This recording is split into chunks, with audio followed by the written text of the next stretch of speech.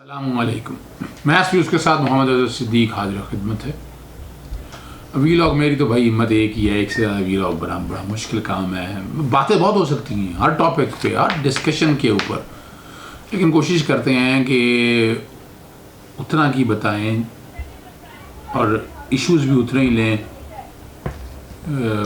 बहुत से दोस्तों का ये आमदनी का ज़रिया है, बहुत ज़बरदस्त बात है, लेकिन मैंने अपना टारगेट ये नहीं सेट किया। पिछले 3-4 दिनों से नवाशी साहब को क्या इजाज़त मिली है, वो सोशल मीडिया पे अब वो टीवी चैनल्स भी चला रहे हैं, एक इश्तिहारी की अपना सारी प्रेस को, और वो सियासी जमात का लीडर भी नहीं है, ये मैं बताता चलूँ आपको। डिस्क्वालीफाई हुआ है नवाज शरीफ। एक तो disqualify as an MNA, as बतौर वज़ीर आज़म, और एक पार्टी सदर के तौर पर। और आज तो अजीब सी वो मिज़ाइलों पे अजीब सी रोशनी डाली उन्होंने, और कमाल है।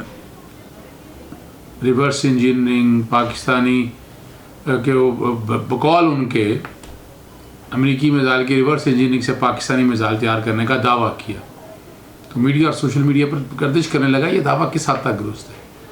साफ़ियों से बातचीत करते हुए उन्होंने कहा कि आधे मिज़ाइल तो मैंने तैयार करवाए ये जो टोमाहाक है, और वो भी नवाज शरीफ ने बनाया है, वो बलूचिस्तान से लेकर आए थे जब क्लिंटन ने अफ़गानिस्तान पर रॉकेट चलाए।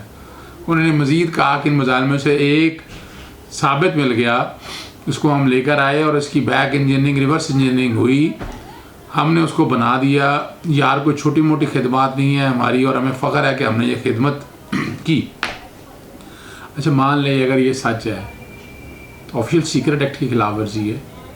मैं समझता हूँ नवाज शरीफ का ऑफिशियल सीक्रेट अगर ये सच है, वैसे है तो झूठ, सर आगे मैं बताऊँगा जाके क्यों झूठ है, लेकिन अगर ये सच है तो ऑफिशियल सीक्रेट की खिलाफ वर्जी और नवाज शरीफ के खिलाफ कार्रवाई बनना चाहिए। साथ इसाकदार भी खड़े थे, उन्होंने तस्दीक की कि मिज़ाइल जो है ना टोमाहाक नहीं क्रूज़ थे, जिस पर नवाज शरीफ ने कहा कि क्रूज़ मिज़ाइल की बात कर रहे हैं, और टोमाहाक मिज़ाइल क्रूज़ मिज़ाइल ही है। पाकिस्तानी सरकारी सतह पर बाहर समेत दीगर मिज़ाइल को मुकामी सतह पर मुल्की साइंसदान इंजीनियर के जरिए तैयार करने का दावा करता है। ये पाकिस्तानी का दावा है।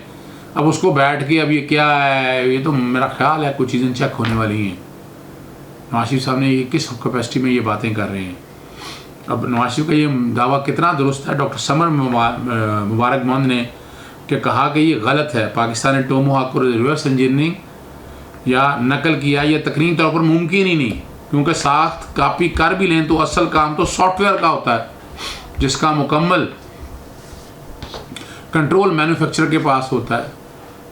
और उन्होंने कहा कि पाकिस्तानी साइंसदानों ने दिन रात प्रोग्राम पर काम किया और मुकामी सतह पर यह मिज़ाइल तैयार किया। ख्याल रहे कि जो बाहर क्रूज़ मिज़ाइल का काम का आगाज़ सन 2000 के बाद शुरू हुआ था, और 2005 में बाबर 1 का कामयाब तजर्बा किया था। ये बाबर क्रूज़ मिज़ाइल की बात हो रही है, ये जो हमने बाबर 1 का कामयाब तजर्बा किया था।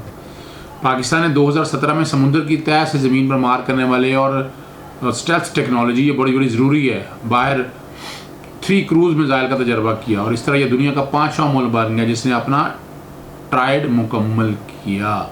यानी पाकिस्तान ने ज़मीन, फ़िज़ा और समंदर की तह से एटमी हथियार फायर करने की सलाहियत हासिल कर ली थी। इस वक्त पाकिस्तानी फ़ौज के शोबे से ताल्लुक़ SPR ने अपने एक बयान में कहा है कि बाबर क्रूज़ 3 मिज़ाइल अपने हदफ को 100% तक दुरुस्त निशाना बनाता है। इस खासियत की वजह से ये मिज़ाइल एटमी की बजाय रवायती वार हेड भी ले जा सकता है। एटमी साइंसदान डॉक्टर समर मुबारक ने कहा है कि यहाँ तक बात दुरुस्त है कि जब कोई असला ख़रीदता है या मिज़ाइल की तैयारी जैसा प्रोजेक्ट शुरू करना, तो इससे मुतालिक एक तफसीली रिपोर्ट वज़ीर आज़म को पेश की जाती है, जिसमें उसकी अहमियत, ज़रूरत और अखराजात वगैरह के हवाले से ब्रीफिंग शामिल होती है। तो इस हद तक तो कह सकते हैं नवाज शरीफ से वज़ीर आज़म थे, उन्होंने प्रोग्राम का बजट मंजूर किया, मगर ये नहीं कहा जा सकता ये मिज़ाइल उनका ख्याल था या उन्होंने बनाया था। और इस पर बग़ैर किसी रिवर्स इंजीनियरिंग का तमाम तर मेहनत अपने एटमी सियासतदानों ने की है। हमारे ये क्रेडिट जाता है हम आपके उन लोगों को जिन्होंने इसमें मेहनत की। पाकिस्तान से बैलिस्टिक और क्रूज़ दोनों किस्म के मिज़ाइल तैयार कर रहा है। सादा अल्फाज में बैलिस्टिक मिज़ाइल का मकसद एक बड़े इलाके में तबाही फैलाना होता है, जबकि क्रूज़ मिज़ाइल बिलमूम किसी ख़ास और छोटे जिसामत वाले हदफ को ठीक ठाक तबाह करने की सलाहियत रखता है।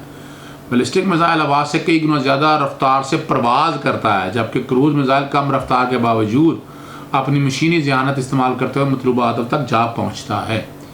बैलिस्टिक मिसाइल इंतहाई तेज़ रफ्तारी से इंतहाई बुलंदी पर प्रवास करने के बाद कशिश शकल को इस्तेमाल करते हुए ज़मीन पर अपने अहदाफ को निशाना बनाता है। क्रूज़ मिसाइल बैलिस्टिक मिसाइल से साइज़ में छोटा होता है, ताकि इसकी रफ्तार बैलिस्टिक मिसाइल के मुकाबले में खासी कम और सबसोनिक और हाइपरसोनिक के दरमियान होती है। ये ज़मीन के इंतहाई करीब एक दरख्त की ऊंचाई तक भी उड़ सकता है और यही वजह ये रडार से बचता है। इस मिसाइल को फायर करने के बाद प्रवास ग्राउंड की सिमत का हदफ तब्दील भी किया जा सकता है।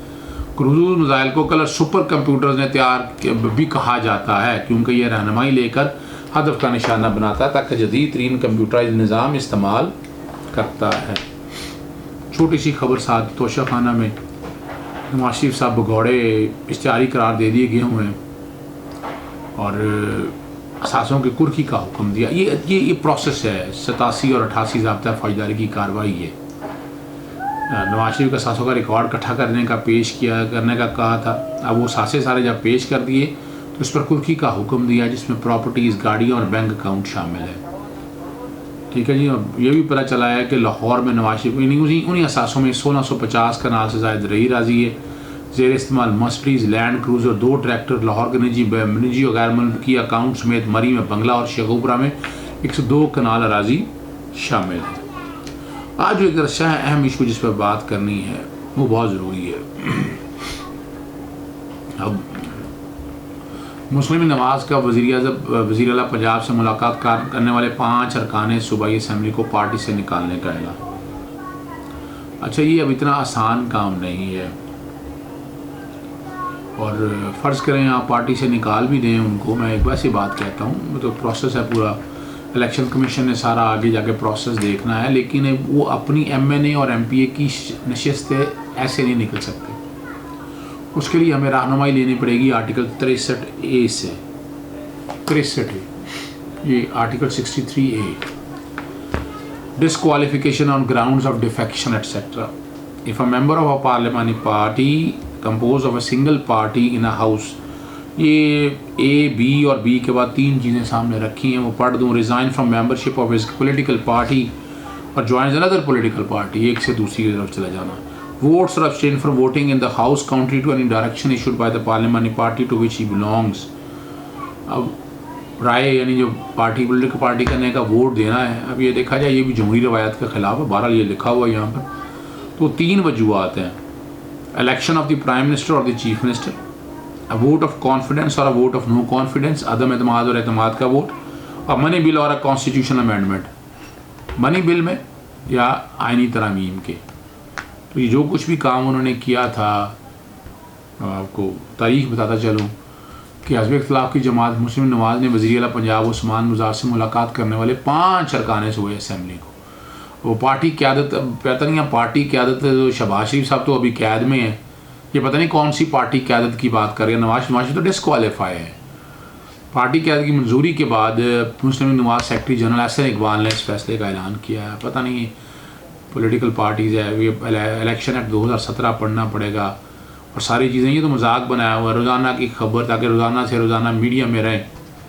अब पार्टी कवायद की खिलाफ वर्जी करने वाले सूबाई असम्बली जो है ना, खानेवाल से मुतवल निशान अहमद डाहर, फैसल खान नियाजी, शेखपुरा से जलील अहमद शरकपुरी और चौधरी अशरफ अली, जबकि नारोवाल से MPA मौलवी गयासुद्दीन शामिल हैं।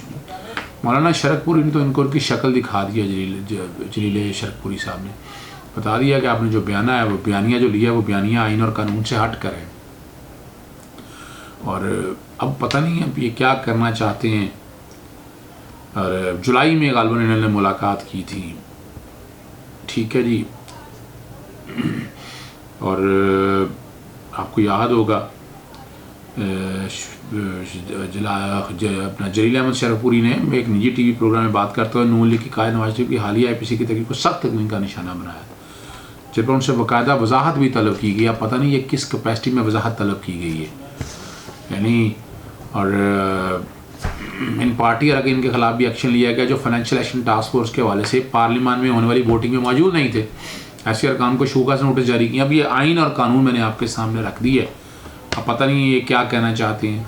ATF बिलों की मंजूरी के दौरान पार्लियामेंट से गैर हाजिर रहने वाले अरकान असम्बली और सैनेट बशमूल राहिला मक्सी, कुलसूम परवीन, दिलावर खान और शमीन अफरीदी को भी शोकॉज नोटिस जारी किए गए। इतनी देर खामोश बैठे रहे और सैनेट में पार्टी अरकान को शोकॉज नोटिस दिवाने वाला में हाइज हस्ब इख्तलाफ जो है अपोजिशन लीडर राजा जफर के दस्तखत जारी किए गए हैं। PML के रहनुमा जो हसन इकबाल है वो कह रहे हैं अगले मरहले का होगा, हम बेवकूफ़ बना रहे हैं कौम को। और अपना हैरानकुन बात है कि मियाँ नवाज शरीफ ने जो हदायत जारी की गई थी कि कोई रुकन आइंदा इनफरादी, जमाती या ज़ाती सतह पर अस्करी और मुतल्लिका एजेंसियों से नुमाइंदे मुलाकात नहीं करेगा। और जब ये हदायत उस वक्त जारी की गई हैं जब ISPR के तर्जुमान ने ज़ुबैर के 2 मीटिंगों के आर्मी चीफ से मिलने का जिक्र किया। अब इन सब चीज़ों को अगर सोचें, आप देखें, आप तो मजाक हो रहा है ना यहाँ पर। आप बात कर रहे हैं जमहूरियत की, तो जमहूरियत किस बात की रहेगी? आपके MNA MPs की ये औकात रह गई है कि वो अपनी मर्जी से वोट भी नहीं डाल सकते। और आईने पाकिस्तान में जो चीज़ें लिखी हुई आर्टिकल 63 उससे बाहर तो आप जा नहीं सकते हैं ना। ये तो बड़ी सीधी सी बात है। तो उम्मीद है कि ये आईने पाकिस्तान 1973 की असल शक्ल जो है ना वो बहाल करेंगे। ओहो हम सॉरी, बहाल क्या करेंगे, शक्ल बिगाड़ के रख दी है 18वीं तरमीम ने। आईने पाकिस्तान 1973 की जो शक्ल थी ओरिजिनल, वो सत्यानाश कर दिया है सारी चीज़ों को सामने रखते हुए। तो ये ज़रा गौर करने वाली चीज़ें, गौर तलब चीज़ें हैं। इसलिए मैं कहता हूँ आईने पाकिस्तान और किताबें जो है ना, इलेक्शन एक्ट भी, ये उर्दू में, हिंदी में, फ़ारसी में, सराइकी में, बलोची में, सिंधी में, इन सब ज़बानों में ना तकसीम करने चाहिए ताकि हर आदमी को समझ आ सके कि वो क्या करना चाह रहा है या क्या होने जा रहा है। इजाज़त दीजिएगा। अस्सलाम वालेकुम।